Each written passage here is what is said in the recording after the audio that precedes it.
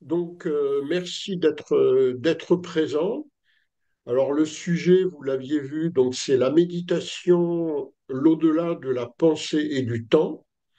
Donc, on va explorer un peu tout cet aspect. Alors, je vais faire une présentation un petit peu globale déjà, j'aurai beaucoup de modes interrogatifs.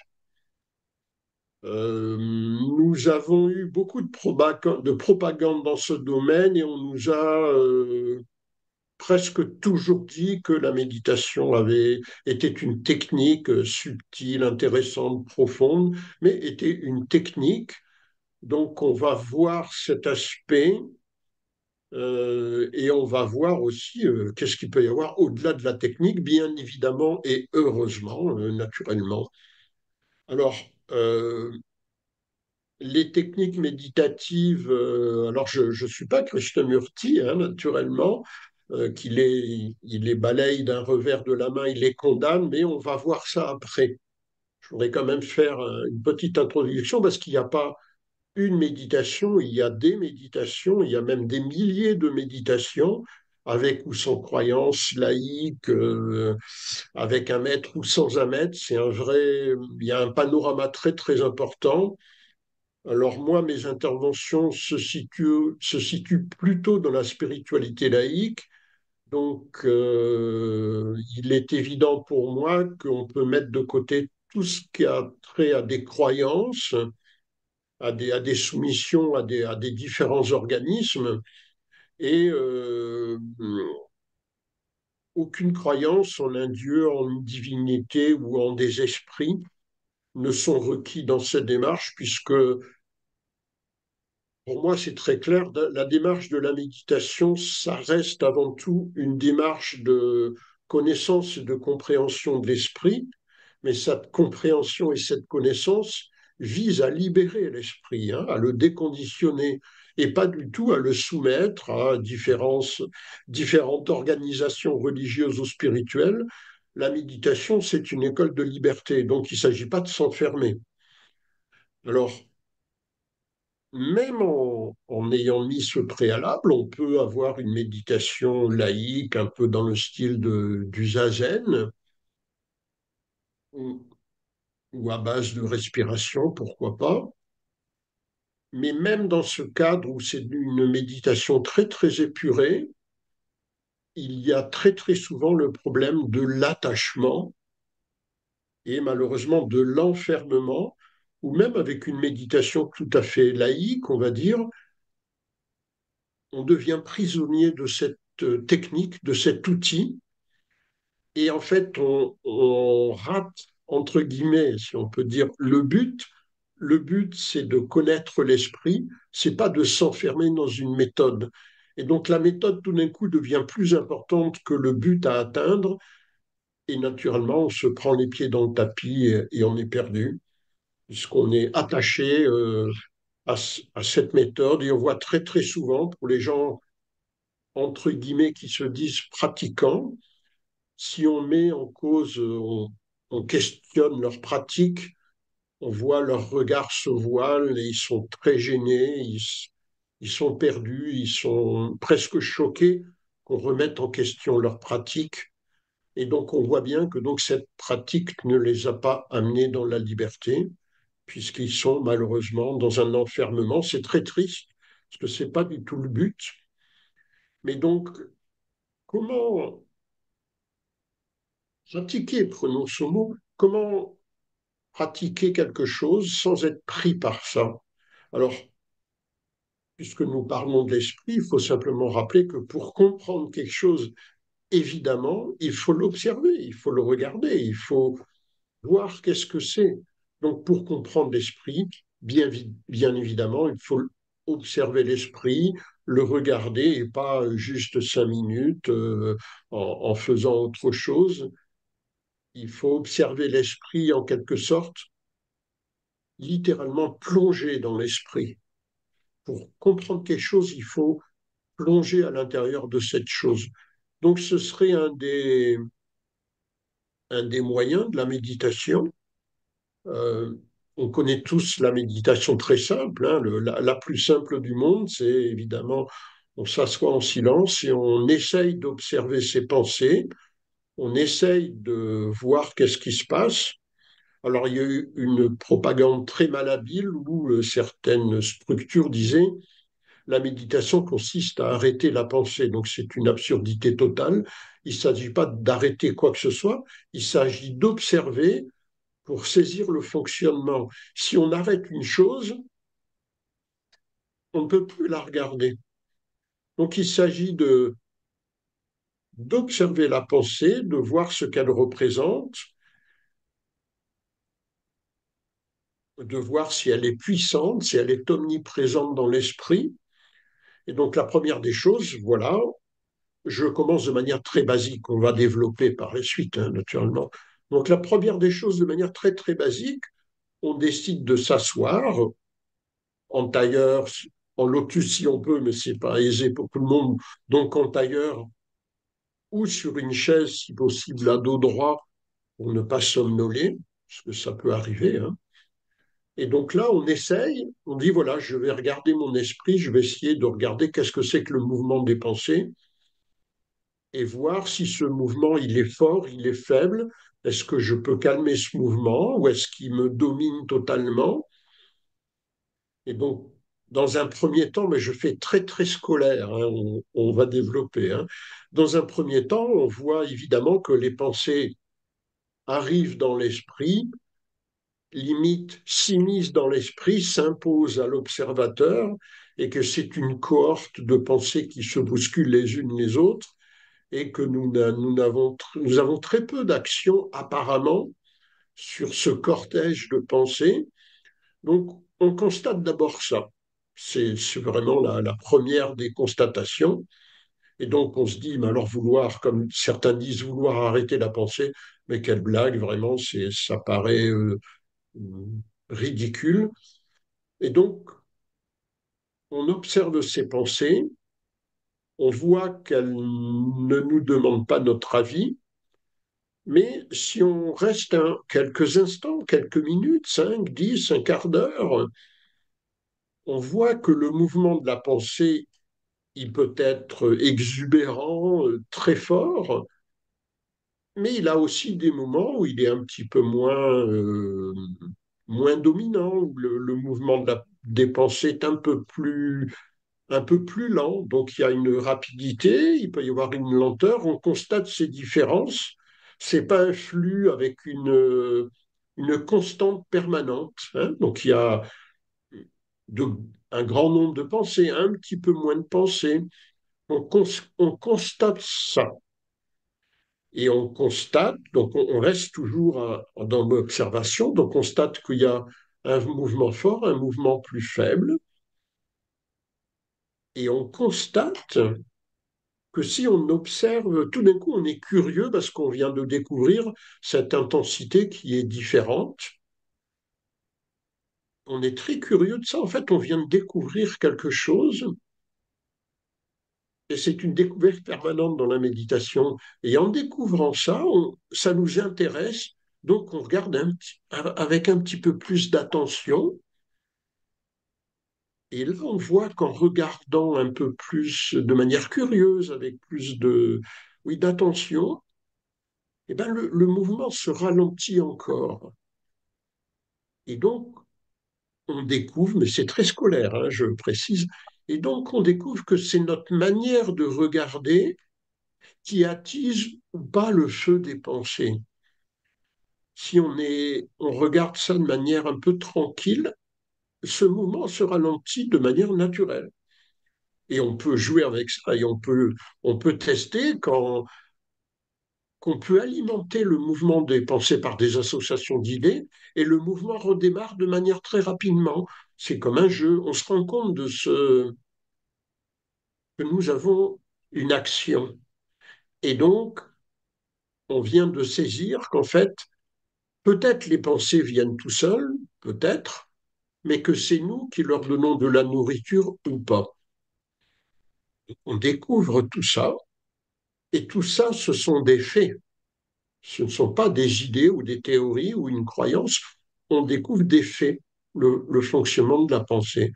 Donc on découvre qu'on a une incidence sur ce mouvement. Donc ce mouvement, par cette attention tranquille, ce mouvement ralentit tranquillement et c'est un cercle vertueux. Quand ce mouvement ralentit tranquillement, il tranquillise l'esprit, l'observateur, et cette tranquillité de l'observateur tranquillise encore plus le mouvement des pensées. Donc il y a une dynamique de tranquillité qui se met. Ça, c'est le tout début, hein. C'est ce que beaucoup de gens qui découvrent la méditation découvrent, qu'ils peuvent se calmer finalement de manière assez simple et assez rapide. C'est une détente. Mais c'est le tout premier pas, c'est presque anodin, mais il y a une détente.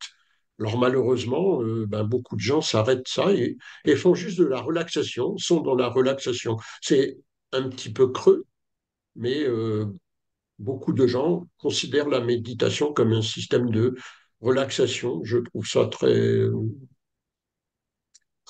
petit comme approche, mais bon, chacun fait ce qu'il veut, hein. Et donc, on découvre cette détente, puisque on alimente moins le mouvement des pensées, ça nous calme, et notre calme fait que ce mouvement de la pensée se calme encore plus. Donc on découvre cette mécanique, et si on ne se satisfait pas de ça, comme disant, voilà, je suis bien, c'est super, avec un petit sourire sur la bouche, je médite, qu'est-ce que c'est bon. Si on dépasse ça, on reste encore plusieurs minutes, si possible immobile. Alors, un mot sur l'immobilité du corps qui est recommandé. Alors, c'est pas une injonction, mais on remarque que si le corps est immobile, sans tension, hein, avec une décontraction, si le corps est immobile, où il n'y a plus de tension, en fait, le corps, la sensation du corps, au bout de quelques instants, s'estompe et même elle disparaît, ce qui fait que l'esprit ne regarde plus le corps, ne se préoccupe plus du corps, et l'esprit peut complètement se donner à l'attention de lui-même. L'esprit peut regarder l'esprit. Hein, c'est juste que on ne nie pas le corps, ce serait stupide. Le corps est confortable, il est tranquille, il ne pose pas problème, et donc on plonge dans l'esprit profondément. Alors voilà, on a cette détente et on la constate, on dit quelle détente extraordinaire, mais on se dit mais il y a quand même quelque chose d'autre quand même. Et donc on prend conscience que dire je suis détendu, c'est une pensée, c'est encore une pensée, ou je suis bien, ou je suis tranquille, ce sont des pensées. Donc c'est encore des wagons qui font partie du train du mouvement de la pensée. On a mis encore quelques wagons sans se rendre compte. Là, on en prend conscience par une espèce de vision intérieure, et donc on prend conscience que tout commentaire n'est qu'une autre pensée. On ne condamne pas, on se rend compte de ça. Donc on dit, OK, on voit que tout commentaire est une pensée. Ça, c'est une vision, c'est une prise de conscience. Cette vision, cette prise de conscience, elle-même n'est pas une pensée. Sinon, ce n'est pas une vision. Donc la prise de conscience que tout commentaire est une pensée, sans aucun effort, met fin au commentaire. On vient de se rendre compte que c'était une plaisanterie, donc ces commentaires sont suspendus. Et comme diraient les bouddhistes, à ce moment-là, nous entrons dans la demeure de la non-pensée. La pensée n'est pas condamnée, mais elle est vue comme étant inutile dans cette observation. Et donc, on aborde le rivage de la non-pensée. On en prend conscience.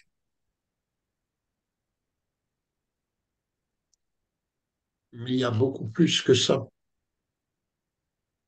puisqu'on rentre dans cette demeure de la non-pensée, dans ce rivage, mais on a conscience encore qu'on est dans la non-pensée. C'est très subtil.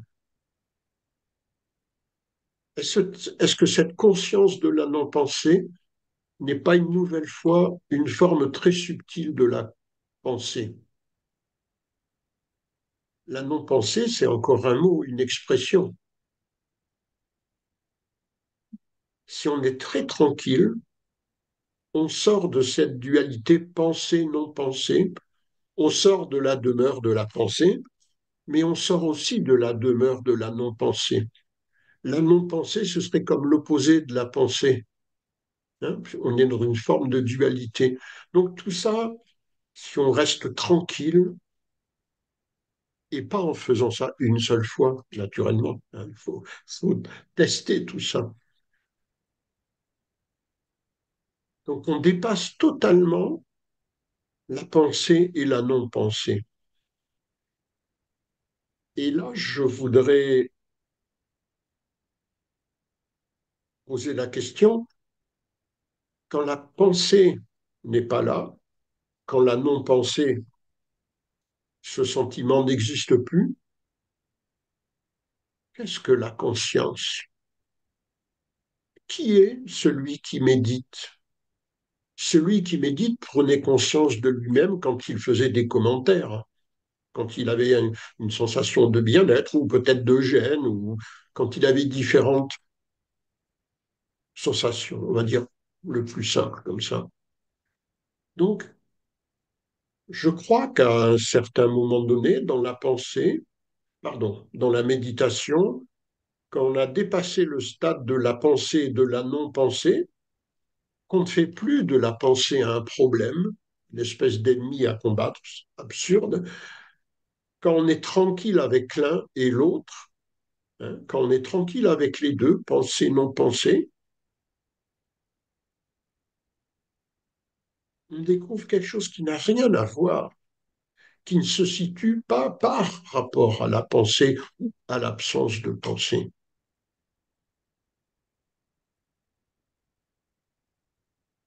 La conscience, dans cet état, entre guillemets, état, la conscience ordinaire qui est la nôtre, qui est celle faite du mouvement des pensées, cette conscience ordinaire n'est plus là.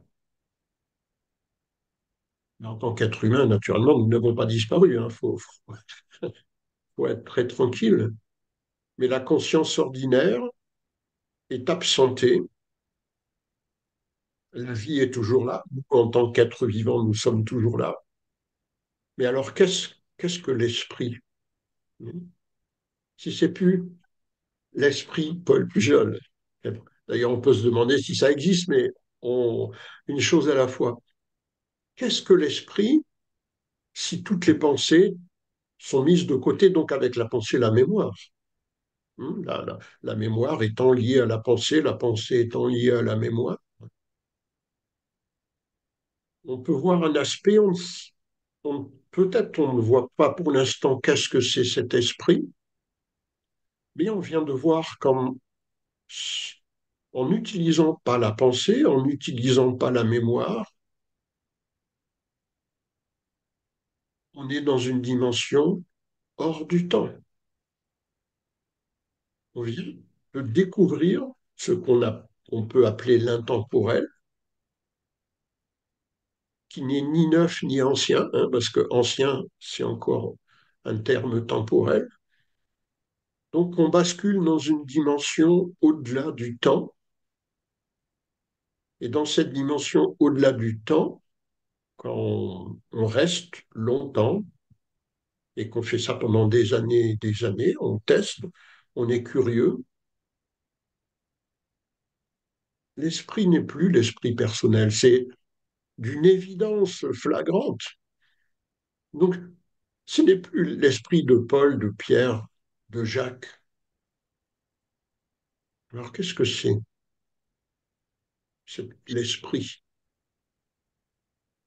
Quel est le rapport avec le monde et avec la vie quotidienne? On va arriver à ça. En Orient, la méditation a des origines orientales, naturellement, on le sait bien. Il y a un mot qui est utilisé quand pas on maîtrise, c'est pas le moment. On a découvert les aspects très subtils de la méditation avec le temps, en faisant pendant des années. Il y a un terme, je ne crois pas qu'on ait une traduction. Ce n'est ni la relaxation, ni être tranquille, tout ça. On dit que le méditant est en samadhi.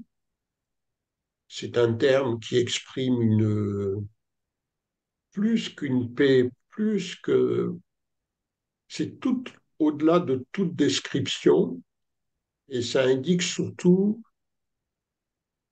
une unité, une relation avec tout ce qui existe, et s'il y a un au-delà, même avec cet au-delà, dans le sens un plan créateur.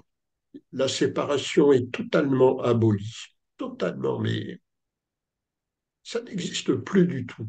Donc, quand la méditation est vraiment saisie de manière très fine, on peut absolument pas dire qu'il y a un méditant. C'est complètement erroné. Alors, là, on a vu ces différents aspects.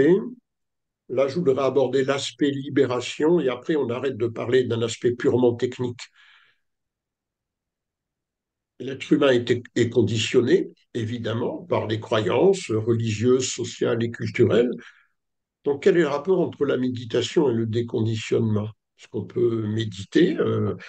Est-ce qu'on se déconditionne pour autant? Le lien existe-t-il vraiment? On a un malentendu sur la méditation, par exemple sur le zazen. Je crois que voilà, le zazen, c'est s'asseoir, observer le mouvement des pensées sans intervention, et plus ou moins les pensées vont partir et on va être dans un état X, Y.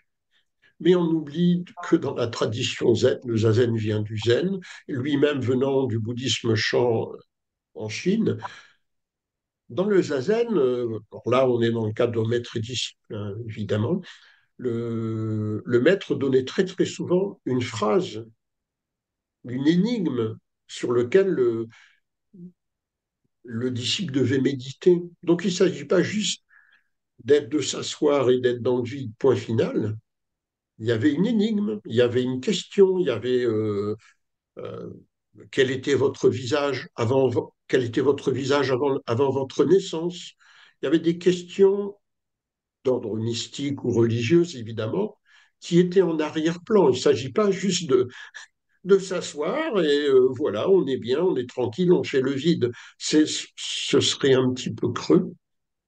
Donc, moi, le genre d'interrogation qu'on pourrait donner, par exemple, aujourd'hui de manière contemporaine, lorsque toute pensée, toute mémoire est suspendue, elles ne sont pas utilisées, elles sont toujours dans l'esprit, mais on ne les utilise pas, hein, c'est très important, on ne devient pas amnésique. Hein. Donc, lorsque toute utilisation de la mémoire et de la pensée est suspendue, lorsque aucun souvenir n'est utilisé, qu'est-ce que votre esprit? Et ce genre de questions. Ou pour un occidental, où était votre âme avant la naissance?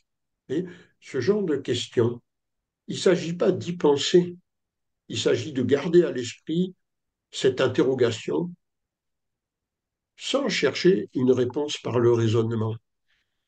Donc, dans la méditation, il y a une part de quête, d'interrogation passionnée, une vraie passion, et c'est cette interrogation passionnée qui nous fait découvrir des choses et qui, peut-être, parfois, peut nous faire comprendre des choses et nous déconditionner. S'il n'y a pas cette quête, cette investigation, je crois que voilà, s'asseoir et être bien et être dans le vide, c'est juste de la relaxation, peut-être profonde, mais c'est de la relaxation. S'il n'y a pas le questionnement, la libération, je ne vois pas où elle interviendrait. Alors, voilà, je regarde l'heure. OK, donc ça, c'était pour l'aspect, entre guillemets, euh, purement technique, en s'asseyant, en silence, le dos droit, le corps immobile, on observe son esprit et on peut constater différentes étapes. C'est un processus, on peut se rendre compte de tout ça, ressentir en prenant les mots orientaux un samadhi profond. Mais voilà, on est assis tout seul dans la chambre. Donc peut-être qu'on se nourrit d'une illusion totale. On ne va pas rester assis toute sa vie. Donc de toute façon, cet exercice va finir et on va aller dans la vie, au travail, voir son compagnon, sa compagne, faire des courses, toutes choses qui paraissent pour certains totalement profanes et loin de la méditation. Je pense qu'il est très important de casser cette dichotomie en disant il y a des choses purement spirituelles, la méditation ou différentes choses, et il y a la vie quotidienne où cela n'a rien à voir. Et qu'est-ce que ce serait bien si je pourrais méditer toute ma vie, passer 30 ans dans une grotte au Tibet sans voir personne, là je progresserais. Mais c'est pas du tout sûr.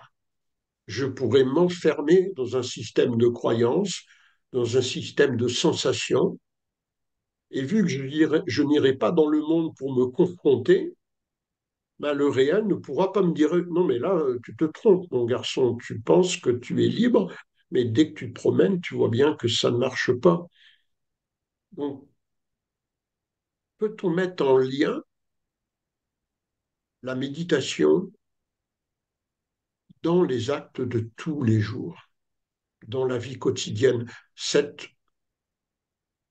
On a constaté qu'il pouvait y avoir de la pensée et de la non-pensée, qu'on était assis. Est-ce que cela existe aussi dans la vie quotidienne? Quand je vais acheter mon pain, quand je prends mon repas, quand je jardine, est-ce que la pensée est toujours là ou pas? Oui, il faut aller tester. Et comme pendant l'exercice assis, j'observais, n'est-il pas possible aussi d'observer pendant qu'on est en mouvement? Alors, dans la méditation, il y a chez certains, donc on peut faire de la marche consciente entre deux sessions de méditation assise pour incorporer le mouvement dans la méditation. Si on ne voit pas le lien dans le mouvement de la vie, si ça se limite à s'asseoir tout seul dans la chambre, quelle étroitesse, quelle tristesse, ça va ne rien faire du tout. Donc, dans la vie de tous les jours, dans la vie quotidienne, est-ce qu'il peut y avoir ce sentiment de curiosité, d'intense recherche? Qu'est-ce que l'esprit? En fait,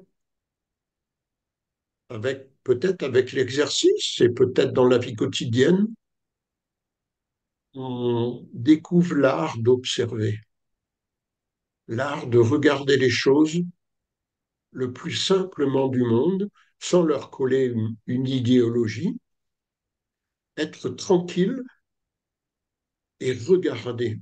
Regarder un oiseau, regarder un homme qui passe dans la rue, c'est aussi important que regarder son esprit. Peut-on comprendre son esprit si on ne comprend pas le mouvement de la vie? Pourquoi séparons-nous les choses? Est-ce que ça se nourrit pas l'un l'autre? La vie et l'esprit et la vie.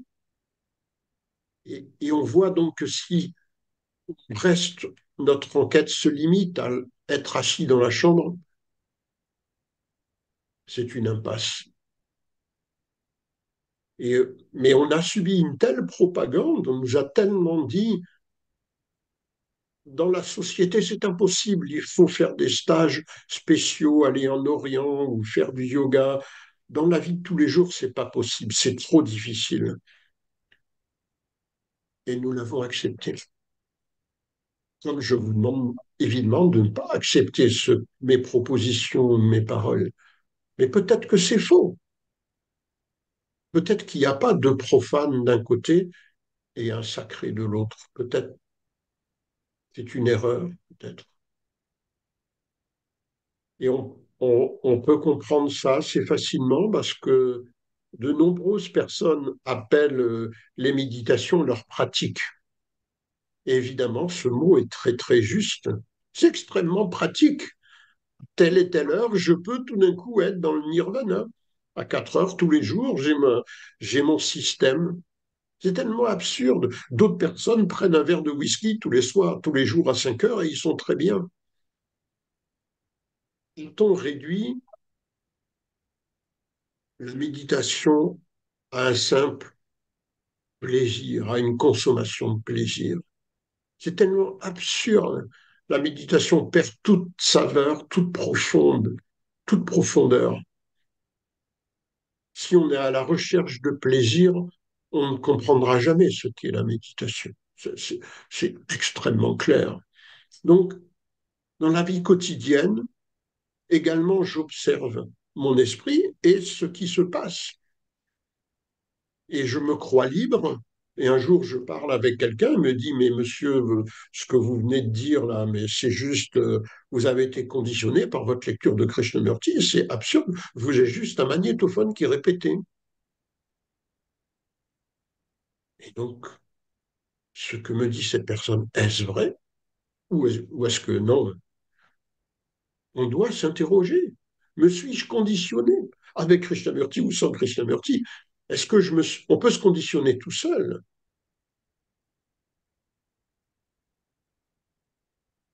De manière très très générale, l'expérience, quelle qu'elle soit, s'il n'y a que l'expérience, l'expérience conditionne.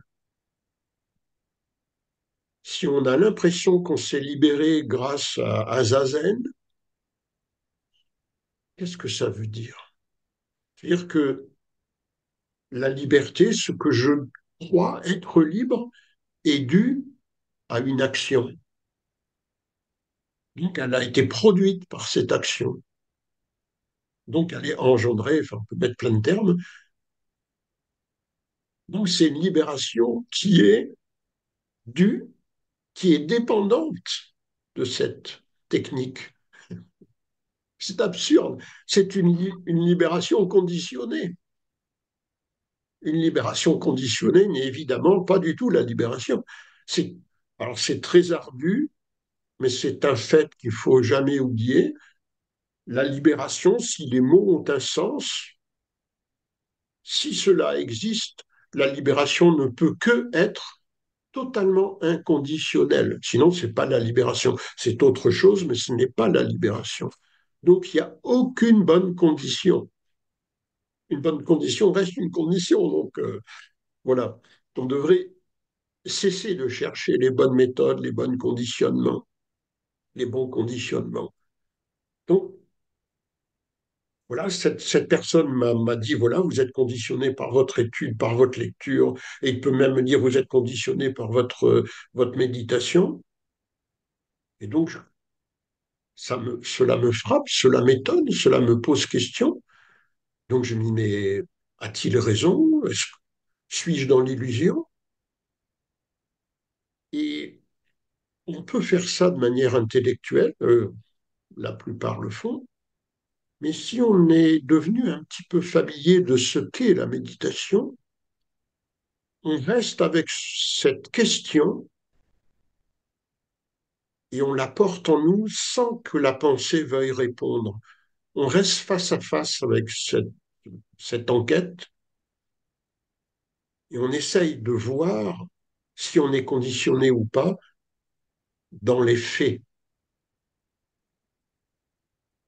Et si dans les faits, par exemple, on constate qu'on est attaché à Zazen, par exemple, on fait Zazen, donc on trouve ça très bien depuis de nombreuses années, tout d'un coup, cette parole, là, cette personne, ces paroles m'ont mis mal à l'aise.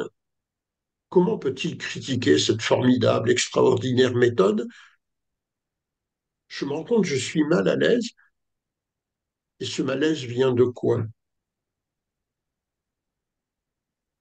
Il vient pas de... Quelqu'un, Je connais des personnes, ils méditent, on peut dire leur méditation, votre méditation, messieurs, dames, c'est une blague. Dis oui, peut-être, et ils n'ont pas de malaise avec ça. Donc moi, j'ai un malaise. Quel est mon malaise? C'est ma relation à cette méditation. C'est pas forcément la méditation, mais c'est ma relation. Je lui accorde une énorme importance. Ce faisant, je suis attaché à cette technique et sans m'en rendre compte, je me suis emprisonné dans cette technique. Donc cette personne a raison. Est-ce qu'on peut voir ça face à face, voir cet attachement sur le vif, avoir une vision nette, profonde de ça? Et si cela existe, cet attachement, face à face dans l'esprit, cet attachement finit pour toujours. Et on peut faire zazen. On peut, on peut nous dire zazen, c'est ridicule. C'est pas grave. On fait zazen, mais on ne prend plus cette chose comme étant une condition qui va m'amener à la libération. Et donc, on est tranquille vis-à-vis de cette méthode. Parce que c'est très important. Si cette méthode participe peut-être à un déconditionnement, voyez-vous que 30 ans plus tard, on soit toujours assis dans la chambre en train de faire la même chose.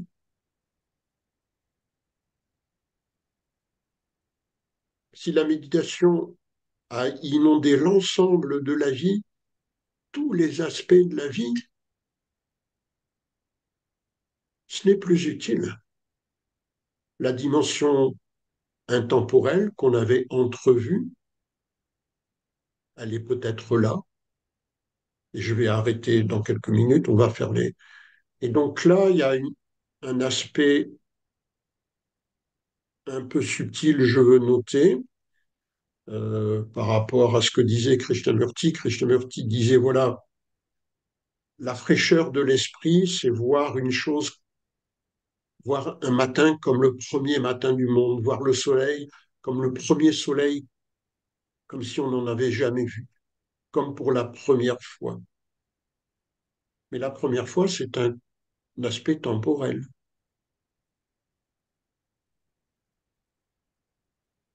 Si vous viviez quelque part depuis 30 ans, 40 ans, on peut prendre, voilà, chaque matin, je me lève et je vois ça comme si je venais de débarquer. Mais ça, c'est une notion temporelle. Est-ce qu'il n'y a pas quelque chose de plus subtil? Chaque matin, je me lève, je regarde ce ciel, ces nuages.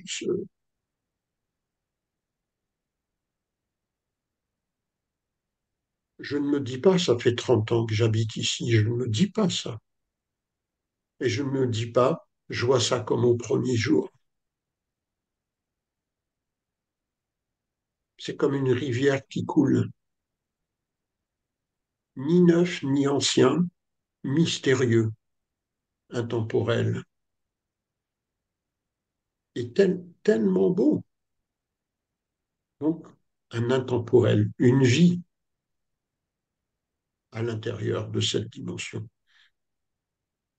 Euh, ouais, ça fait à peu près trois quarts d'heure. Et je regarde, je ne sais pas s'il y a eu d'autres personnes qui sont arrivées. Donc, voilà, je pense que j'ai donné des pistes, d'études. Alors, ne croyez surtout pas ce que je dis, n'acceptez pas, bien évidemment, mais c'est toujours primordial de le répéter. Donc, la méditation, il y a un aspect libération, déconditionnement et libération des techniques de méditation. Et primordial, sinon on est piégé. Et puis selon les modes, hein, ça change. Hein. À une époque, c'était le zazen. Il y a longtemps, il y avait comment ça s'appelait, la méditation transcendantale. Aujourd'hui, la mode a changé. C'est vipassana. Et dans quelques années, on nous parlera d'autre chose. Donc contre la méditation silencieuse où on s'assoit, ça a toujours existé, hein. Il y a différents noms. Chez les Tibétains, c'est Shiné, hein. C'est pas, on n'appelle pas ça Zazen. Ça a toujours existé. Faisons simple, faisons très simple, si on peut. Euh, voilà. Mais écoutez, j'arrête ma présentation. Donc là, on va échanger. Donc si vous avez des questions sur ce que j'ai dit ou sur d'autres choses, mais un peu liées au thème quand même, hein, si on peut, ce serait mieux, naturellement. Euh, voilà, donc je ne sais pas si quelqu'un aurait une interrogation, une question,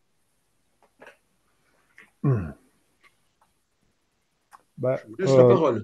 ou- oui, moi je veux bien prendre la parole. Euh, C'est Frédéric? Effectivement, oui, c'est moi, c'est Frédéric. Oui, oui, oui. Oui. Très honnêtement, moi j'ai le sentiment de pas voir grand-chose une fois qu'effectivement les pensées s'arrêtent, le flux de pensées s'arrête et on s'aperçoit au quotidien elles s'alimentent effectivement de façon constante. Que ça même provoque certaines addictions parce que finalement on a besoin de cette énergie pour dans la vie de tous les jours être actif, se sentir actif, voilà. Et Oui. donc moi si effectivement je commence à voir que tout ce processus se stabilise, j'ai l'impression de rien voir tout simplement au niveau de l'esprit, c'est ce que je veux dire. Et donc ta question, c'est? Il n'y a pas de question, c'est que je vois pas comment aller plus loin, tout simplement. Je vois pas qu'est-ce qui, D'accord. voilà, tout simplement. D'accord. Donc tu observes, tu constates le mouvement des pensées, les Oui. pensées s'apaisent, elles peuvent se suspendre, et toi, voilà, tu dis, bah oui, mais il n'y a rien d'autre, quoi. C'est ça que tu dis? Grosso modo, oui, effectivement, c'est ça. D'accord. Peut-être qu'il n'y a rien d'autre, peut-être c'est toi qui as raison, peut-être Paul Pujol délire, c'est possible. Oui, après, Et il y a peut-être aussi, quand même, malgré tout, une petite perception de ce qui pourrait être l'intemporel, c'est-à-dire quelque chose qui dépasse un peu, effectivement, tout ce qui est lié au temps, à la mémoire, et puis et à nos activités quotidiennes surtout, quoi. et je ne suis pas certain que l'intemporel gomme nos activités quotidiennes. C'est dans les activités quotidiennes que tout d'un coup ce sentiment, pourquoi il n'existerait pas aussi? Mhm, Tu vois ce que je veux mhm. dire? Oui, oui, bien sûr. Oui, oui, tout à fait. Oui, oui. C'est- Vas-y. C'est vrai que, comme tu le disais à un moment donné, on a souvent cette dualité entre effectivement un état particulier et nos activités quotidiennes. On imagine qu'elles sont forcément séparées. Oui, et arrêtons, on peut s'arrêter sur ça 2 secondes. On a ce sentiment qu'il y a une dichotomie, le côté spirituel et de l'autre côté la vie banale, quotidienne, non spirituelle. Mais pourquoi on a ce sentiment? Qui nous a dit ça? Qui a affirmé ce genre de choses que pour avoir une vie spirituelle, il faut aller dans les monastères et que si vous n'êtes pas dans les monastères, vous n'aurez pas une vie spirituelle? Je veux dire, qui c'est qui a dit ça? Ce ne Bah, seraient pas les gens qui gèrent les monastères qui nous ont dit ça? C'est les bah, religions qui nous ont dit ça. Les ouais, religions moi, qui font les prêtres. ouais, mais je pense que malgré tout, parce que quand on a une recherche spirituelle, je pense qu'elle, en fait, elle répond à une frustration qu'on a de la vie quotidienne, de la vie en général, et on se Oui, tourne vers une forme de ce qu'on pense être une spiritualité pour se détacher de toutes ces frustrations aussi. oui, tout à fait. Parce que les religieux nous ont dit, si vous trouvez la vie absurde, venez chez nous, vous Oui, aurez du sens. c'est pas faux non plus. Mais voilà, mais regarde, c'est tout à fait juste. Donc, on se tourne vers un aspect spirituel entre guillemets, quel qu'il soit, parce qu'on trouve la vie telle qu'elle est, absurde, sans sens, où il y a juste la compétition, enfin, un peu de Complètement. plaisir, mais ça manque de profondeur. Donc c'est par déception de la vie quotidienne, on va dire, qu'on se tourne vers le côté spirituel. Je pense que c'est assez correct comme point de départ. La vie nous pose problème. Je fais très simple. La vie nous pose problème. Et donc, pour résoudre cette souffrance, on se dit, il doit y avoir autre chose que la vie et cette souffrance. Il doit y avoir une autre manière de vivre, voilà, être moine ou en Inde, être sannyasin. Euh, mais en fait, on part dans une autre, dans un autre système de vie, mais le système de la vie courante classique, on n'a rien changé là. Par exemple, moi, je vais me faire moine, mais en fait, tous mes amis, toute ma famille, tous les gens restent dans le monde ordinaire où il y a de la souffrance. Et moi, je pars dans ce milieu spécifique et en fait, je me fiche des autres, quelque part. Je me fiche que ma famille, mes amis, le reste, tous ceux qui ne sont pas dans les monastères, ça ne me regarde pas. Je vais me consacrer pour moi, pour mon salut à moi, et le reste m'indiffère. Il y a, il y a une démarche très, très égotique, hein, et cet égo s'étend à un groupe. Voilà, moi, il y a mon groupe religieux. Nous, on travaille. Bon, les autres, ben, écoutez, ils font ce qu'ils veulent, ils font ce qu'ils peuvent, mais nous, au moins, on va atteindre le nirvana. Et puis surtout, on ne crée rien dans le sens création, hein.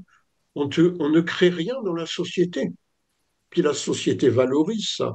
La société dit, attendez, si vous vous préoccupez de notions religieuses ou de trucs spirituels, les religions sont là pour ça. Ne nous embêtez pas avec cette histoire. Nous, on a autre chose à faire. Chacun son domaine. Puisqu'il faut quand même voir que la société dans son ensemble ne désire pas que les citoyens s'interrogent. La société désire juste des gens travailleurs, des gens consommateurs, un petit peu soumis et qui ne posent pas problème.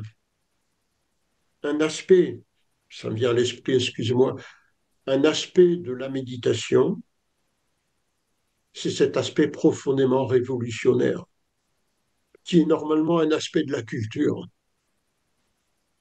La culture, c'est être insatisfait. Maintenant, on a fait la culture, le plus beau forgeron, le meilleur pâtissier, c'est du n'importe quoi. Il s'agit de se libérer,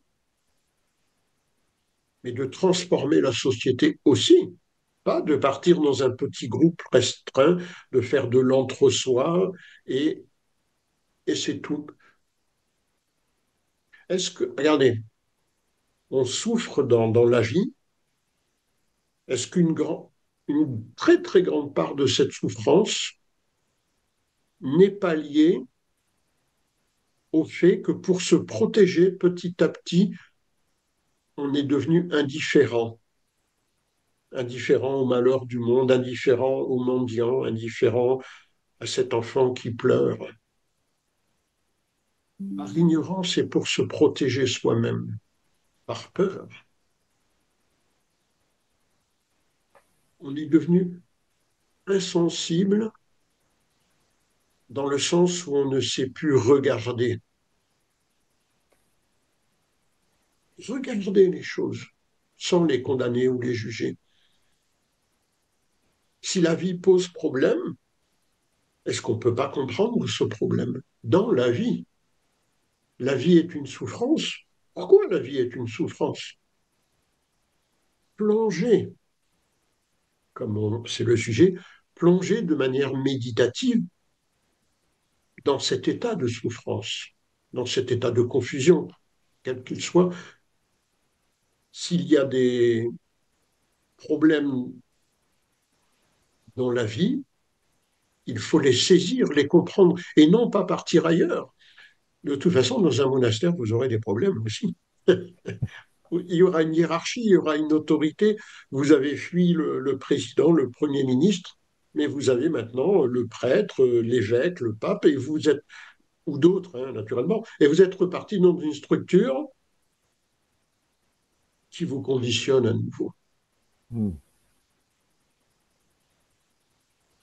Peut-on se déconditionner sans tomber dans un nouveau conditionnement? C'est très, très important. Changer de conditionnement, ça n'a aucun sens.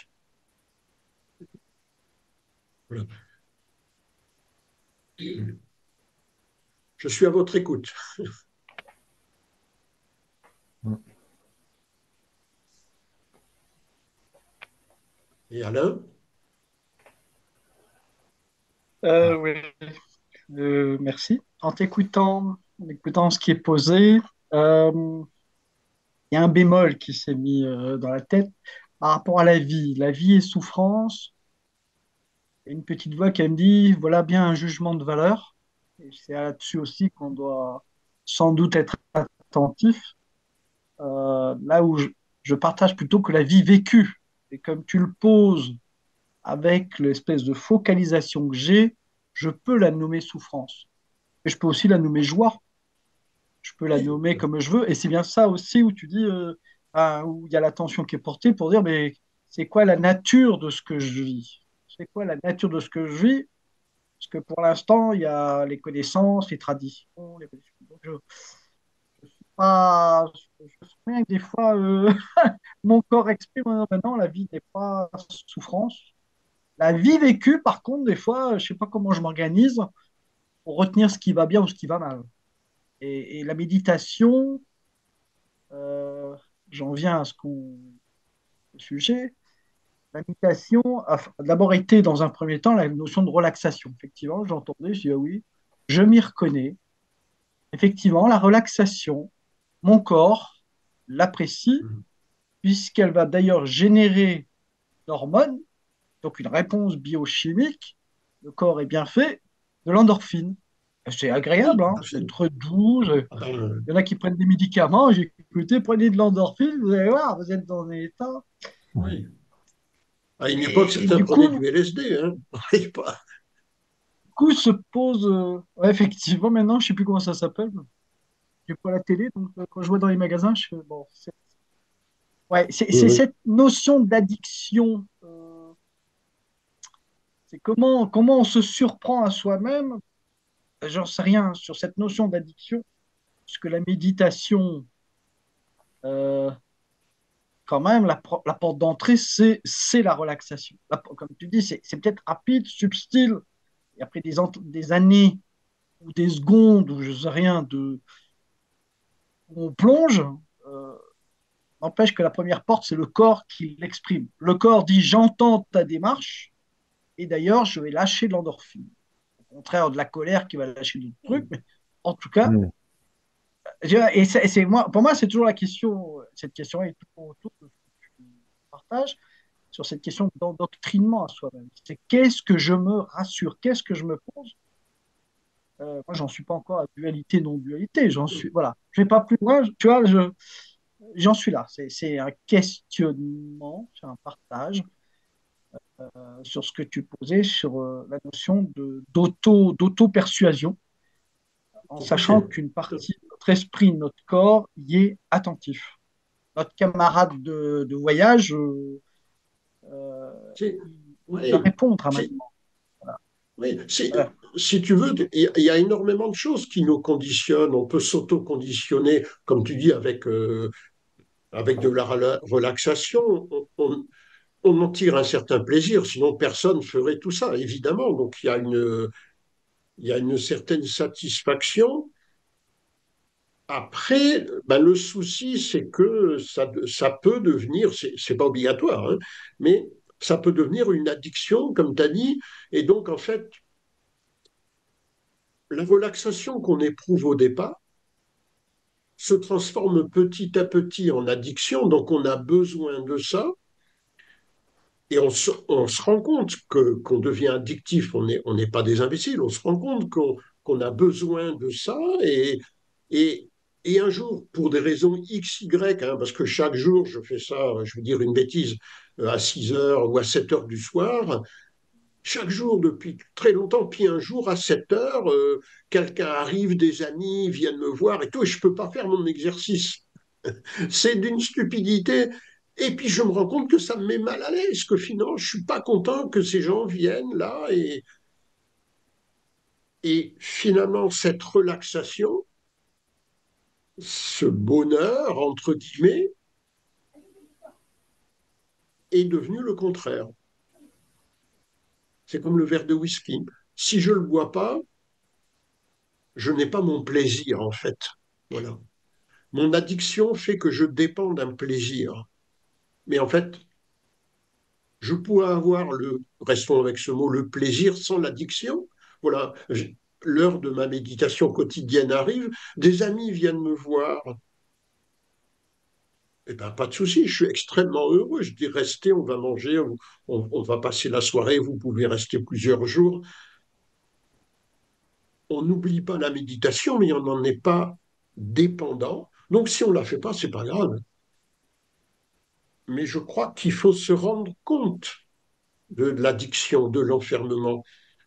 Il faut que ça nous frappe, qu'on s'en rende compte comme un fait évident, mais en fait, je suis attaché à ce truc-là, mais c'est comment je me suis, comment est-ce que j'ai pu m'enfermer? Comment est-ce que j'en suis? Mais je suis vraiment attaché, c'est sidérant. Mm. Je pense que on ne gommera jamais les notions de plaisir, de désir, c'est humain,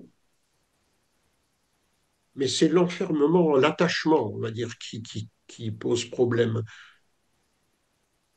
Est-ce que littéralement, par une prise de conscience profonde, on peut mettre fin à l'attachement.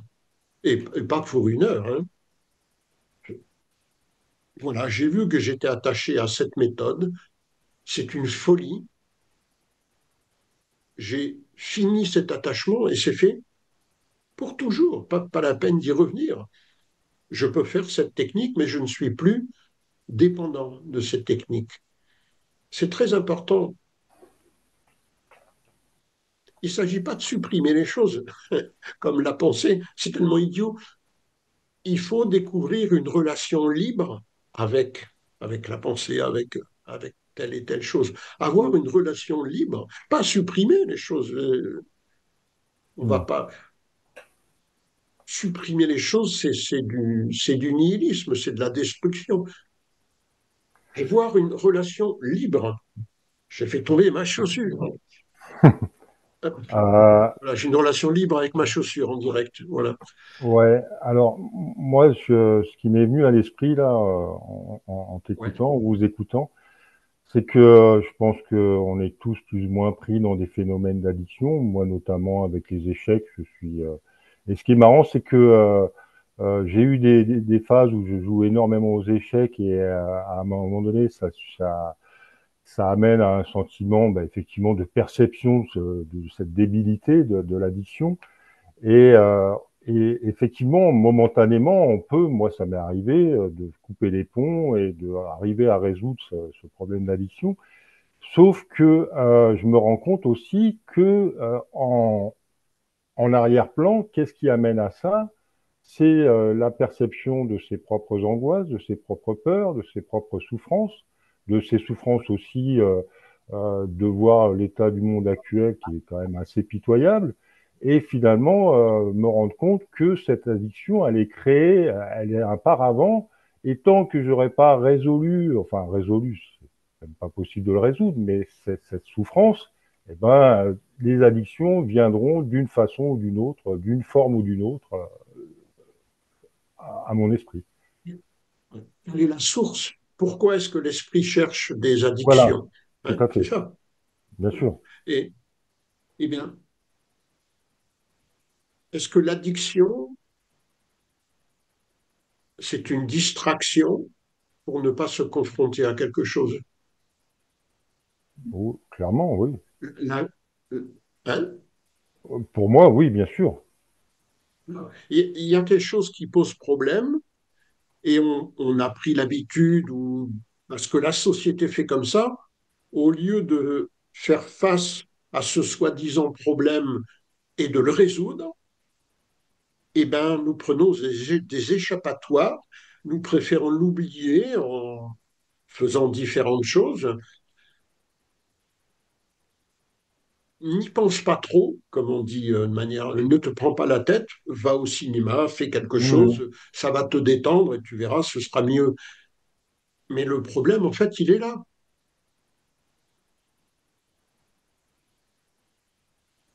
Est-ce qu'on peut résoudre ces problèmes? Peut-être que ce problème, entre guillemets, il est peut-être pas aussi puissant, aussi fort que l'on croit. Le mal de vivre ou des choses comme ça.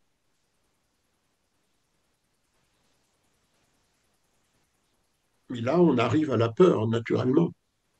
Il y a un problème, je trouve que ma vie n'a pas de sens. Et ça, ça me met mal à l'aise et je me dis, je peux pas plonger dans ça parce que là, je vais plonger dans la confusion, dans le. Ça me terrorise, ce sentiment.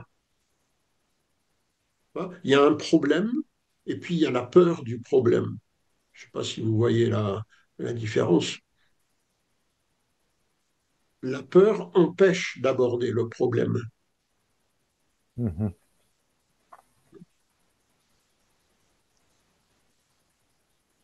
À la base, alors là, on part de choses psychologiques, hein, de choses de l'esprit, hein. Il faut savoir que malheureusement, nous avons eu de nombreux lavages de cerveau. Pour ce qui concerne la compréhension de soi-même, on nous a pratiquement toujours dit que c'est très compliqué et que vous, l'homme ordinaire, vous n'avez pas les compétences ni les qualités pour étudier un problème psychologique. Avant, il y avait les prêtres, les moines, hein. Maintenant, il y a les psychologues, il y a la cellule psychologique. On nous a toujours proposé des spécialistes pour nous aider, sous-entendant naturellement que nous n'avons pas la possibilité, la capacité, la compétence pour le faire nous-mêmes. Mais est-ce que c'est vrai? Est-ce que c'est correct? Une personne comme le Bouddha n'a jamais dit aux gens, à ses disciples, c'est moi qui vais vous libérer. Il était très exigeant, il disait, c'est à vous de faire votre propre travail, soyez votre propre chemin, soyez votre propre lumière, ne prenez refuge dans aucun autre qu'en vous-même. Hein, les Krishnamurti, ni de gens ont dit ça, personne. En fait, c'est l'opposé de ce que nous a dit la société. Aucun spécialiste, quel qu'il soit, honnête ou malhonnête, mais même les honnêtes, aucun spécialiste, personne ne peut bouger à notre place. Si on a un souci psychologique, quel qu'il soit, l'extérieur ne pourra rien faire. C'est le contraire de ce qu'on nous a dit. Nous avons toutes les capacités en nous, toute l'intelligence créatrice de la vie, faire face à ça. Et donc la première chose qu'on comprend, c'est que la peur qui nous paralyse est un processus d'endoctrinement de la société. Nous avons les capacités, les possibilités, l'énergie pour mettre fin à tout ça, Mhm. sans dépendre, là où on découvre, sans dépendre des personnes, et on vient de comprendre, sans dépendre de techniques. On en revient à la méditation. On ne doit Mhm. pas dépendre de la méditation non plus. Mhm. Donc, on met la peur psychologique, hein, naturellement. On met la peur de côté. C'est un endoctrinement que j'ai reçu. Et donc, je me dis, voilà, quel est le sens de la vie? Pourquoi je trouve tout ça absurde, sans beauté, avec parfois des choses agréables, comme disait Alain, il n'y a pas que la laideur, mais le panorama général de l'humanité, voilà, il y a plutôt plus de soucis qu'autre chose.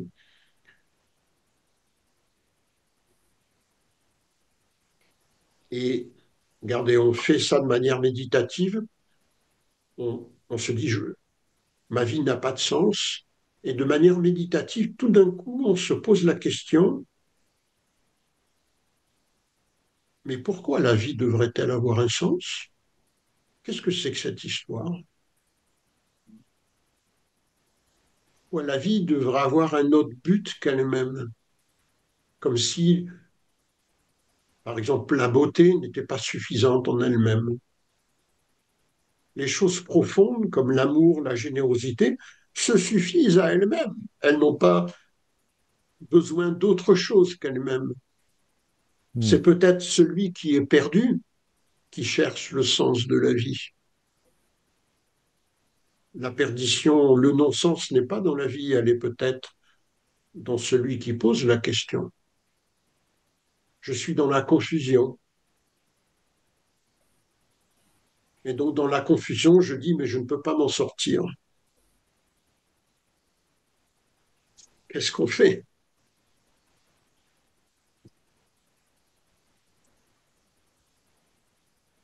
Allez, de manière très très simple. Je dis et j'affirme, je suis dans la confusion. Je constate, je suis dans la confusion. Et très rapidement, on dit, mais qu'est-ce que je devrais faire? Qu'est-ce qu'il faut faire? Et il y a quelqu'un qui va répondre, il faut faire ça et ça, et on est pris par quelqu'un. Mais si je dis, je suis dans la confusion et je reste dans cet état, d'abord, je suis dans la confusion. Est-ce que c'est une pensée ou est-ce que c'est une perception profonde, réelle? Ou est-ce que c'est juste une idée comme ça qui me traverse et 2 secondes après, il y aura une autre idée? Vas-y Alain, vas-y Alain. Oui Alain, tu peux... Il y a eu deux éléments. Il y en avait une, Comment? je les pose. Il y avait eu précédemment, je le dis maintenant ou après. Concrètement, tu as abordé la question de la méditation dans le quotidien. Qu'est-ce qui fait qu'elle ne s'inscrivent pas dans le quotidien? Ouais, que ça n'a pas été abordé la question de l'interaction. On parle de méditation quand même comme d'une démarche qui nous soit propre, qui nous pose, qui amène à avoir un corps immobile. Et la question qui se pose, c'est est-ce que on peut du coup peu à peu dégager de sa chambre ou de sa salle de bain ou je ne sais où et avoir une méditation constante. Et là, on m'a dit, mais n'a pas été abordée la question de l'interaction. Comment on fait pour être sur deux plans en même temps, c'est-à-dire répondre aux sollicitations de l'environnement et, et se dégager du mental qui nous apporte une douche, une pluie d'informations, d'idées, de pensées, de ressentis. Ça vraiment, quand tu l'as abordé, je dis, tiens, il y a cette note-là. Et la deuxième, ça rejoint aussi cette question du dedans-dehors, de dualité ou non-dualité. Dualité, la guerre, non-dualité, amour. Ah oui, mais si on s'en dégage, parce que c'est un jugement. J'ai toujours en mémoire les Spartiates qui disaient une bonne vie, c'est que tous les ennemis dégagent. Donc pour eux, ils n'étaient pas dans la dualité, ils étaient dans ce qui n'est pas moi disparaît. C'est une Ce sont manière tous de des voir. affreux. Tu vois. Donc, cette notion de dualité et de non-dualité, et en même temps d'intériorité, d'extériorité,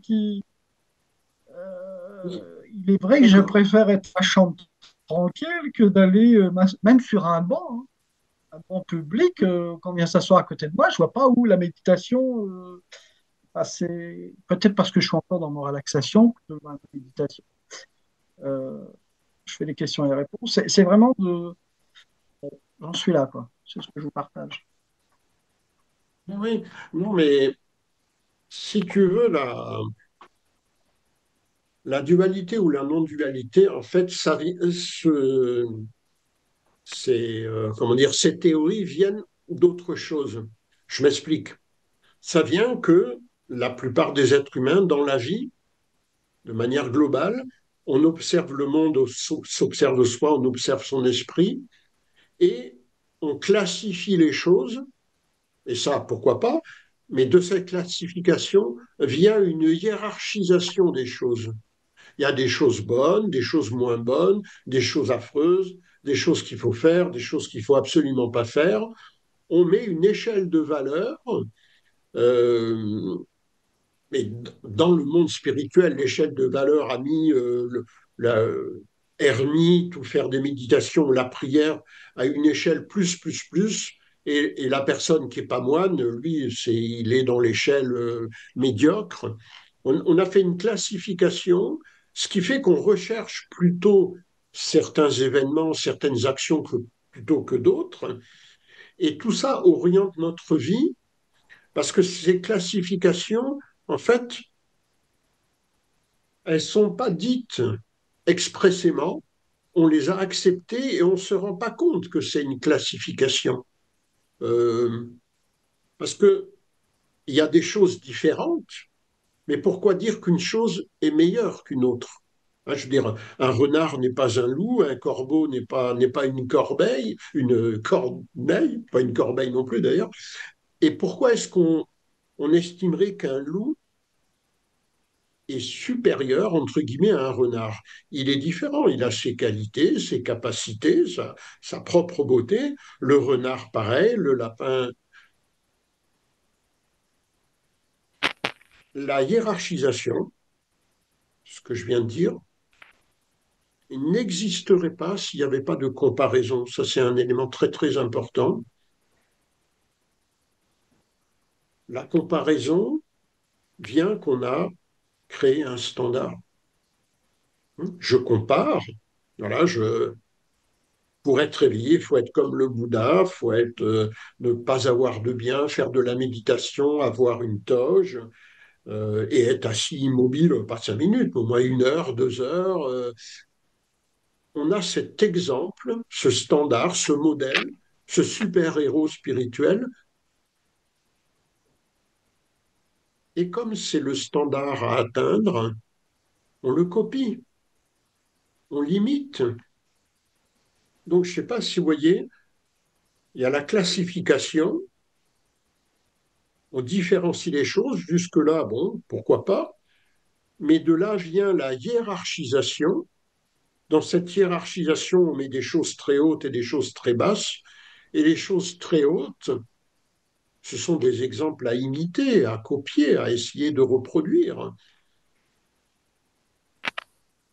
On nous a proposé un modèle, presque un modèle de perfection, hein, le grand sage, et on nous a dit, voilà, il faut tendre à être comme le Bouddha, Mère Teresa, ou dans le monde des affaires comme Bill Gates, ou un modèle. Et ça rejoint ce que j'ai dit tout à l'heure avec Frédéric. Ce modèle, ce héros, c'est le super spécialiste qui a toutes les compétences, qui a tout le savoir, et en s'approchant, en limitant, on va grappiller de ses connaissances, on va grappiller de sa méditation, on va grappiller de son expérience, et en faisant ça, on se perd. Hmm. Nous ne deviendrons jamais qu'une pâle copie d'un autre, on ne peut jamais être l'autre. Et dans tout ce processus, on ne s'est jamais examiné, observé soi-même, on n'a jamais découvert par soi-même, par son propre regard, par sa propre compréhension, comme disait Krishnamurti, on a une vie de seconde main. Hmm. C'est une vraie catastrophe parce qu'on n'a pas découvert l'art d'observer, l'art de comprendre, l'art de découvrir et l'art de se déconditionner. qu'il y ait des gens qui aient compris des choses, des Jésus, des Bouddhas, des Krishnamurti, ça existe, c'est un fait. Mais pourquoi en faire des modèles à suivre? C'est tellement idiot. Donc, Euh, oui, ouais.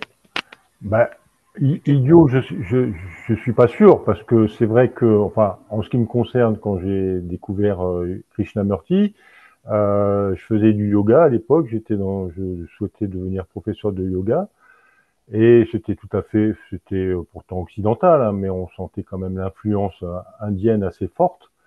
Et c'est vrai que quand j'ai pris connaissance de Krishnamurti, ça a été un vrai révélateur qui effectivement montrait une voie tout à fait autre, qui était de celle de ses propres prises de conscience.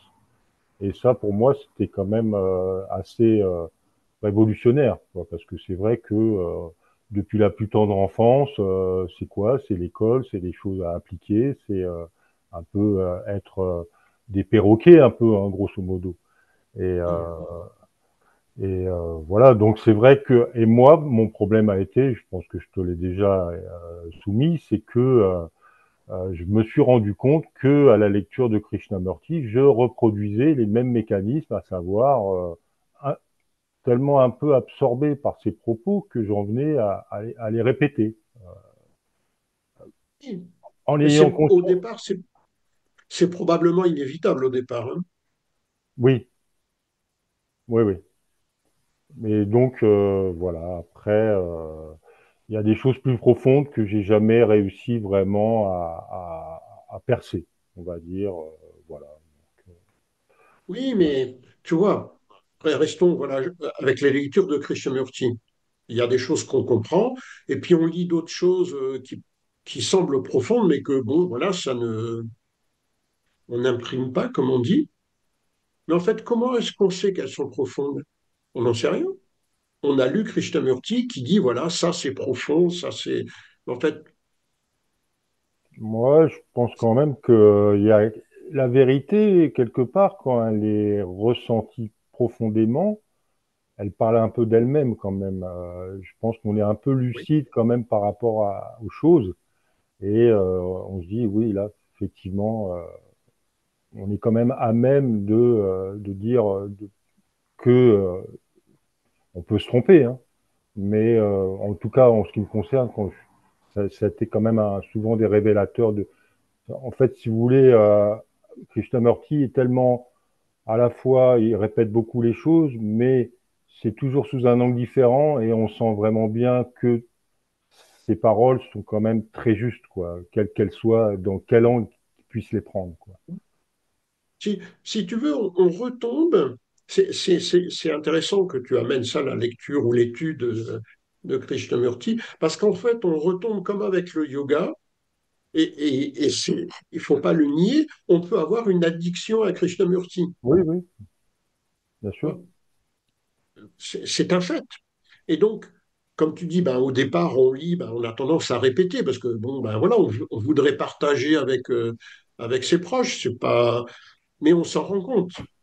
Donc, au bout d'un moment, on arrête un petit peu de faire juste le perroquet. Et donc, on va dire les lectures de Krishnamurti, alors c'est mes expressions à moi, nous traumatisent, mais nous traumatisent de manière positive. Mais ça n'en reste pas moins qu'on peut devenir dépendant. Mhm. Tu vois. Mhm.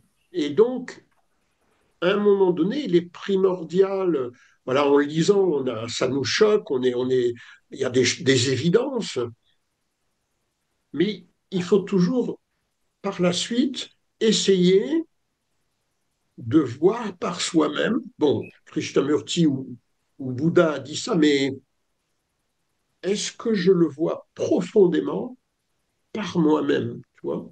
Peut-être que c'est vrai, peut-être que c'est beau, ça paraît correct, mais je veux pas être sous influence, tu vois. Et donc,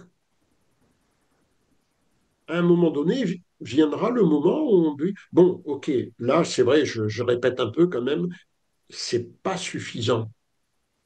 Il faut que j'aille voir par moi-même, tu vois. Mhm. Mhm. Euh, Et oui, on peut être attaché à Krishnamurti ou aux paroles du Bouddha, évidemment, et sans faire une prison, hein. Euh,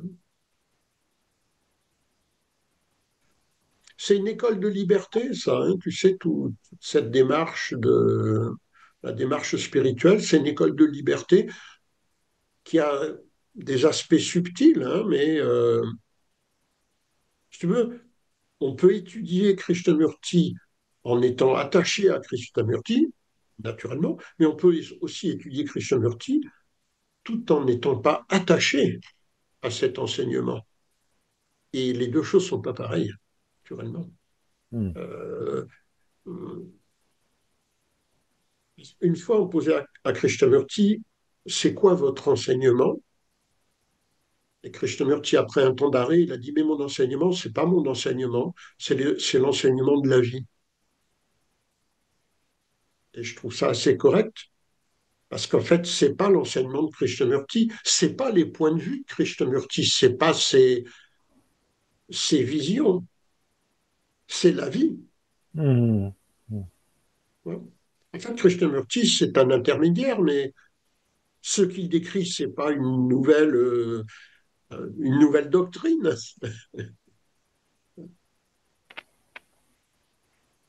Donc, c'est pas une nouvelle doctrine, donc il décrit la vie. Eh bien, toi, moi, Alain, Anne-Marie, on peut voir la vie par nous-mêmes, Oui, finalement, puisque ça se déroule devant nos yeux tous les jours. bien Donc, sûr. on peut tout à fait le visualiser, le comprendre par nous-mêmes sans l'intermédiaire d'autrui. Un livre peut être une aide, une vidéo ou Zazen de temps en temps. C'est l'art de voir par soi-même. Ça, c'est super important, hein. Euh, Paul, on va bientôt arriver à la fin. Ça passe vite Hmm. le temps, hein. Je ne sais pas, est-ce que quelqu'un qui n'a pas pris la parole voudrait peut-être parler? Paul, Oui, Michel, oui. je sais pas si vous m'entendez? Oui. Ouais, merci, merci, hein. Donc, c'est vrai que j'ai écouté, c'est très passionnant. Enfin, ça m'a beaucoup touché parce qu'en écoutant les uns les autres, j'ai l'impression que c'était comme un miroir, hein. J'ai plein d'éléments qui me reviennent, qui reviennent. Et c'est vrai que ce que vous venez de dire, les derniers mots, euh, observer à tout instant. Je pense que ça m'a touché beaucoup parce que, vous savez, récemment, j'étais confronté à une pensée, enfin, à un souci dans la famille et c'est vrai que j'étais confronté à une pensée qui revenait en boucle tout le temps, tout le temps, tout le temps. Et ça m'a même empêché de dormir, voyez-vous. C'était une C'est fort. pensée qui revenait tout le temps et je ne comprenais pas pourquoi j'étais aussi, à- enfin, touché par ça. Et je ne cherchais pas une solution, voyez-vous. Je ne cherchais pas une solution parce que ça m'a tellement touché cette pensée qui était tout le temps là et ça durait quand même des jours, hein, voyez-vous. Ça durait des jours et je ne comprenais pas non plus. Et finalement, je me suis dit, est-ce que j'ai pas alimenté inconsciemment les des pensées qui alimentaient cette pensée, vous voyez, qui soutenaient, qui étaient là, quoi. Et, et finalement, je me suis dit, les pensées, les passés qui avivaient cette pensée, vous voyez, les passés qui avivaient, qui touchaient cette pensée qui était là, c'était inconsciemment, j'ai l'impression que c'est moi qui alimentais, vous voyez. Enfin, je sentais, c'était moi parce que je, chaque fois, il y a une autre pensée qui arrivait, qui alimentait cette pensée. Et, euh, et finalement, ça m'a touché parce que j'ai l'impression que cette pensée ne me correspondait pas bien. Ça m'a touché intérieurement parce que j'ai l'impression que j'avais une image et que cette pensée, elle me touchait. Et ça vraiment, quand j'ai observé ça, bah, je sais pas qu'est-ce qui s'est passé, voyez-vous, cette pensée, elle a perdu son intensité. Mhm. Je me suis dit, c'était mon image qui était touchée. C'était parce que j'avais une image, cet problème qui m'a touché cette image, vous voyez, que je l'avais. Et, euh, et puis cette pensée, elle a perdu son intensité. Elle revenait, mais elle a plus, j'ai l'impression aucune prise sur moi. Elle est encore là, mais elle a aucune prise. elle vient, j'ai l'impression qu'elle s'épanne, enfin, qu'elle disparaît. Et puis, il y a d'autres pensées qui arrivent, voyez-vous, d'autres pensées qui arrivent. Et j'ai l'impression que ce problème, cette pensée qui m'a tellement perturbé, j'ai, je vois qu'elle a plus cette validité. Ouais, ouais. Elle est moins forte, quoi. Voilà. Et j'ai l'impression que j'ai plus d'importance parce que j'ai l'impression que ça m'a touché parce que c'était mon image qui a été touchée parce que ça correspondait pas à cette pensée qui m'a touché, vous voyez, quelque part. Donc, ce Oui, que vous m'avez dit tout à l'heure, j'ai l'impression que je voyais c'est comme un miroir que je voyais. Vous m'avez bien expliqué, c'est-à-dire que je ne cherchais pas une solution, voyez-vous. Je voulais rester avec cette pensée.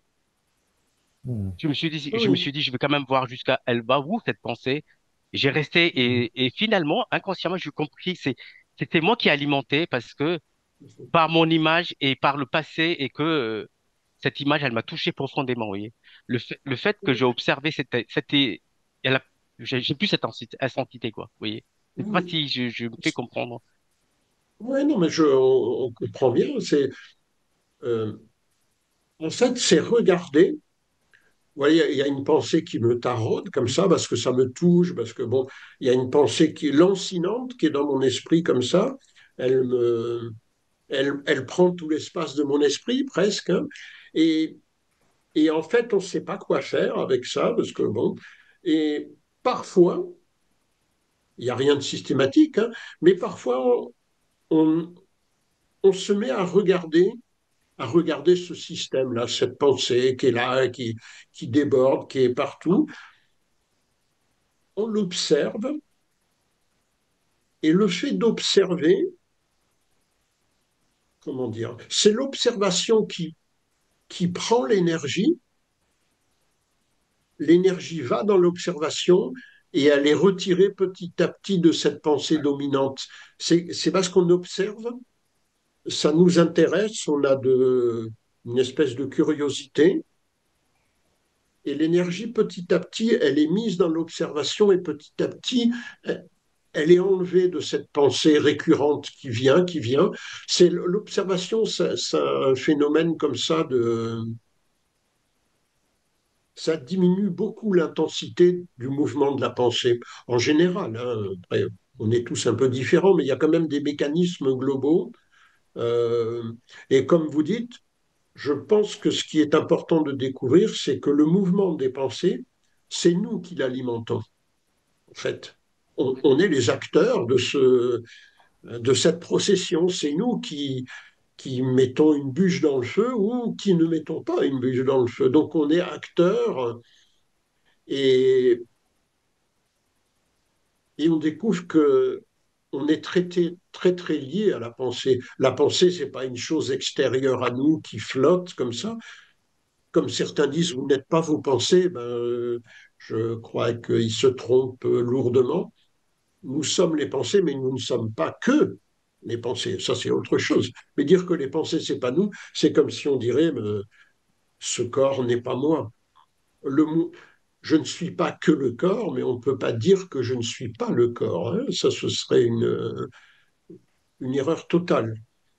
Euh, mais c'est important de découvrir que c'est nous qui attisons la pensée ou pas. Et c'est vrai que d'autant Hmm. plus, vous savez, c'est que je constatais qu'en fait, le fait d'être avec cette pensée, quelque chose de passionnant, vous voyez. C'est-à-dire que on ne bouge pas, quoi. C'est-à-dire, je me suis dit, je vais quand même regarder jusqu'au bout. Elle va où cette pensée? Et finalement, c'est mon image parce que j'avais une image de moi-même qui, le- qui a été touchée. C'est comme mon Oui, ego, hein, c'est ça. C'est finalement quelqu'un qui vous a oui, blessé. Voilà, pour trouver, cherchais le mot. Ce problème m'a touché, vous voyez. Ça m'a blessé, quoi. M'a blessé. Et ça, j'ai pas compris au départ. J'ai pas compris. Je me suis dit, qu'est-ce qu'il m'arrive? Pourquoi cette pensée, elle est là? Elle me tourmente, quoi. Elle me tourmente, elle me tourmente. Et finalement, j'ai alimenté moi-même. Enfin, c'est ce que j'ai vu. J'ai alimenté moi-même oui, et finalement, elle m'a blessé. Elle a profondément blessé cette pensée. Vous oui, voyez, le fait de voir ça, et puis elle a plus de prise, et c'est que oui, je trouve c'est passionnant de voir oui, cet aspect. Vous voyez, c'est ça que je voulais partager avec vous, oui. parce que, les je vous en prie, je vous en prie.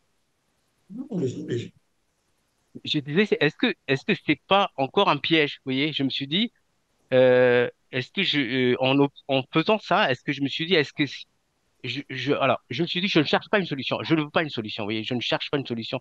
Je voulais comprendre pourquoi elle est tout le temps là avec moi. Donc, j'ai resté avec ça, vous voyez. Et finalement, cette pensée, ce problème-là je veux pas nommer ce problème, cette pensée, elle est là, mais elle vient, elle part. Elle a plus de prise, vous voyez. C'est ça qui a un impact sur moi, voyez-vous. en fait, on pourrait dire que on a une image de soi, on est attaché à cette image, et quelqu'un vient perturber cette image, et ça nous, voilà, on n'est pas on se pensait intelligent, et quelqu'un veut dire non, mais c'est un peu absurde, hein, votre théorie, tout ce que vous racontez sur l'esprit, c'est une blague. Donc, si on a une image, on se croit vraiment comme quelqu'un de supérieur, d'intelligent. On dit, mais il m'a agressé cet homme. Pourquoi il m'agresse? Pourquoi il me traite d'imbécile que... Bon, enfin, c'est pas normal de me traiter comme ça. Et en fait, de nouveau, c'est pas vraiment l'image de soi qui compte, c'est parce qu'on est attaché à cette image. Cette image, elle nous est devenue précieuse. Et si on Quand on me flatte, je suis bien évidemment ravi, mais si on m'insulte, je suis extrêmement mécontent. Euh, mais il faudrait presque faire une autre visioconférence sur l'image de soi. Pourquoi est-ce qu'on se construit une image de soi-même? Parce qu'il y a l'image de soi et il y a peut-être moi tel que je suis vraiment. Et peut-être on mélange les deux et l'image de soi fait comme un immense parasitage et on n'arrive pas à se connaître soi-même profondément, de manière intime, hein, très très profond. Euh, mais je pense qu'en fait, vous avez démonté, si j'ai à peu près saisi, Je me vous pose la avez question, perçu qu'il y a... Ouais, je me pose la question, et c'est pas vraiment les images qui posent nos problèmes dans la vie quotidienne? si on est attaché aux images, parce qu'on peut avoir des images, mais la prendre comme une pensée qui arrive, elle traverse l'esprit quelques instants et elle s'en va. Ça poserait pas problème. Absolument. Mais si la pensée arrive, je me pense intelligent et je rajoute, ah oui, mais c'est parce que j'ai beaucoup lu, j'ai beaucoup médité, j'ai fait du yoga, je suis allé en Inde, je suis allé au Tibet. Cette image, elle ne fait pas que passer. Elle Mhm. s'arrête, je la nourris et je m'identifie à l'image. Et si on la met en question, c'est comme si on me mettait en question, moi. Ouais. Mhm. Absolument. Ouais. C'est ça le problème. On me remet en question.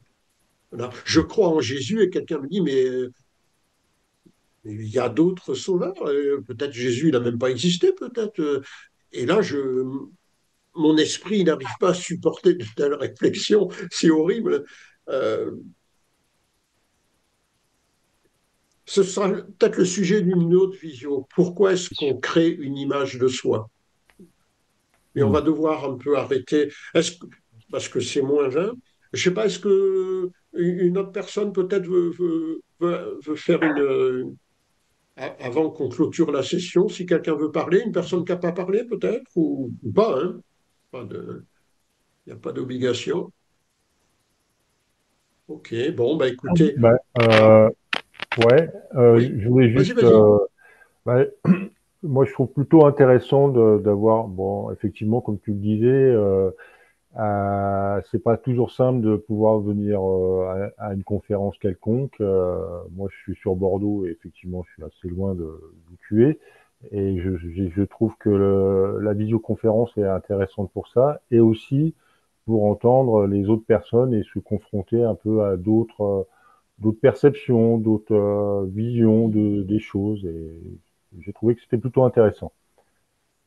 Oui, c'est des témoignages, voilà, parce que on, c'est intéressant de voir comment d'autres fonctionnent, de voir les Oui, tout à fait. différences ou les points communs, hein, Mhm. mais la visio, j'en ferai d'autres, puisque Voilà, c'est plus simple, hein, on peut pas toujours se déplacer, quoi, c'est sûr, hein. Ok, bon, bah, écoutez, c'est moins le quart, hein. Je pense qu'on a fait une bonne session. Dans quelques temps, je la mettrai sur YouTube, hein, je ferai un montage et je vous informerai, hein, de la mise en ligne de nos dialogues et de la présentation, hein. Donc voilà, donc j'ai vu qu'Éric Cligny est arrivé aussi par la suite. Donc, bah, écoutez, merci beaucoup d'avoir été présent, d'avoir échangé, d'avoir été silencieux aussi, hein, naturellement, hein. Donc, bah, écoutez, voilà. À une prochaine fois, peut-être, hein. Merci Allez, beaucoup. merci beaucoup. Bonne journée à vous. Bonne journée à vous. Oui, Au bonne Merci. journée, revoir. merci. Salut Paul. Merci. Au revoir.